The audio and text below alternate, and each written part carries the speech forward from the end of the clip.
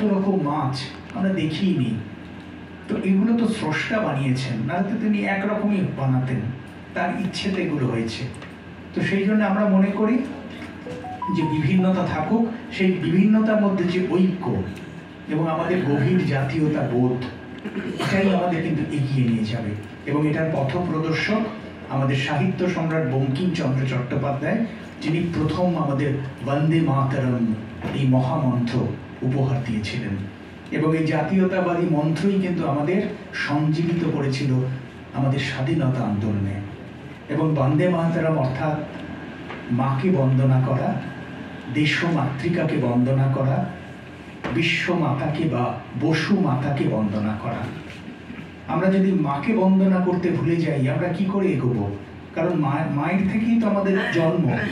তিনি আমাকে লালন পালন করেছেন বলেই তো আমি সূর্যের আলো দেখতে পেয়েছি।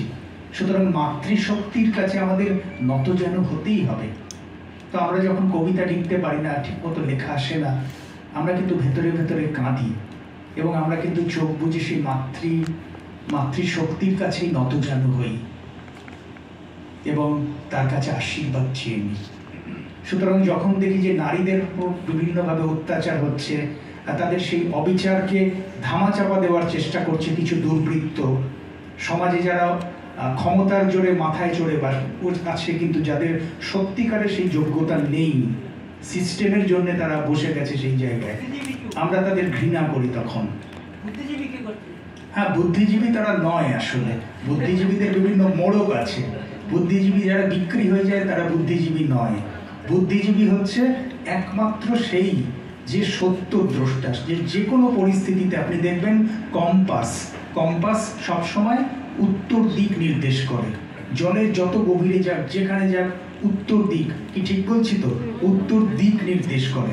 সুতরাং আমাকে সবসময় সত্যাশ্রয়ী থাকতে হবে, সত্যের সপক্ষে থাকতে হবে।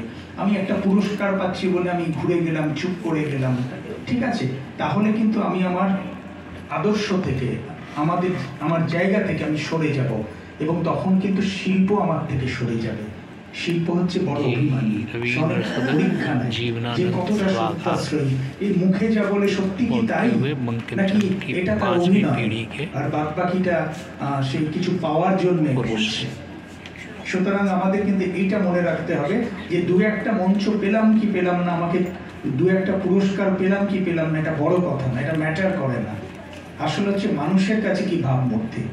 আমাদের অনেক অগ্রজ কবি আছেন যাদের আমরা একসময় দেবতার আসনে বসিয়েছিলাম, এখন তাদের নীরবতা আমাদের ব্যথিত করে এবং আমরা তাদের এখন কবি মনে করি না। ইনফ্যাক্ট একেবারে ভেতর থেকে বলছি, কারণ আমার তো কোনো পরোয়া নেই। আমাকে দু জায়গায় না ডাকলে আমাকে 20 জায়গায় ডাকার জন্য মানুষ অপেক্ষা করে আছে। একটি কারণ যে তারা জানে এ সত্যি কথা বলবে, এ কারোর হয়ে বলবে না, এ সত্যি কথা বলতে মানুষের পক্ষে বলবে, সাধারণ মানুষের পক্ষে যেটা উপকার সেটা বলবে।